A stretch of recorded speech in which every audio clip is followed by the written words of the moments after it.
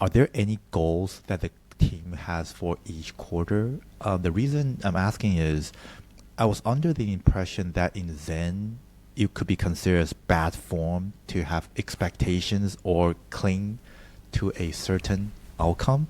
But if you're running a startup, I assume it's also important to have goals for the team to strive for. So I'm curious, what's the right way to balance this?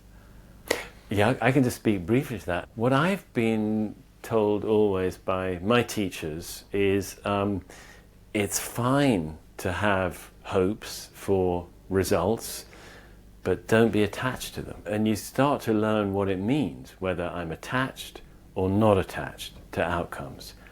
If I'm not attached, I feel an openness and I feel free and light. There may be some tenderness in the heart about something, but I'm not tight and gripping, and so it's always a point of practice for me to check in. Am I getting attached to some outcome that I think would be positive, but am I attached to it? The Zen way is to not be attached, to release it.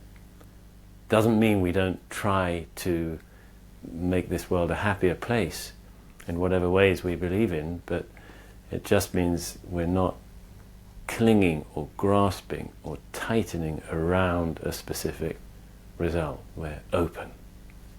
And that, it feels kind of good. Yeah, I really love this question. It's something I think about a lot because there does seem to be, a tension there. It's like we've got to ship, right? We've got to iterate the product. We've got to get stuff done, and we want to hopefully increase our number of users and so on and so on. But yet, how can we make that not the be-all and end-all, and that's just kind of all we care about, and how you have this attachment to an outcome that fundamentally we can't really control, or can't control at all.